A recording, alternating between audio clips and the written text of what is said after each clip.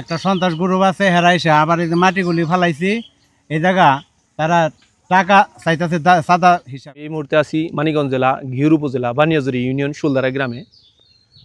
শুলদারা গ্রামের এক ভুক্তভোগী নিরুপায় হয়ে সে গণমাধ্যম কর্মীকে অবগত করেন। আসলে কি ঘটনা ঘটেছে সেই বিষয়ে আমরা একটু জানবো ওনার কাছে। আপনার পরিচয়টা দেন একটু। আমার পরিচয় মানিকগঞ্জ জেলা ঘিওর উপজেলা বানিয়াজুরি ইউনিয়ন শুলদারা গ্রাম। আমার নাম মোহাম্মদ আব্দুল রশিদ। আচ্ছা, কি ঘটনা ঘটছে একটু বলেন। আমার ঘটনা হলো এই জায়গাটা আমি দলিল মূল্যে ক্রয় করেছি। এখন দলিলটা একটু দেখান। এই যে দলিলটা, এই যে আর একটা দলিল। আচ্ছা, এই জায়গাটা ক্রয় করেছি। এখন এই জায়গার ভিতরে একটা সন্ত্রাস গ্রুপ আছে, হেরাইছে আবার এই যে মাটিগুলি ফালাইছি এই জায়গা তারা টাকা চাইতেছে সাদা হিসাবে, সাদা দাবি করতেছে আমাদের এত টাকা দিতে হবে, আবার বলতেছে এই জায়গা আমাদের। আচ্ছা, এইভাবে আমারে উৎসাহিত করতে চাইতেছে।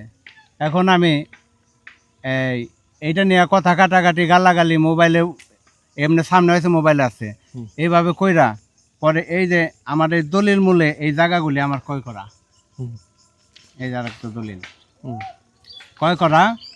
তো এখন আমি না পাইয়া, কোনো কিছু না পাইয়া আমি তারপরে তাদের সাথে এই থানায় যে আমি একটা রিপোর্ট করেছি, অভিযোগ করেছেন থানায়? অভিযোগ করেছি।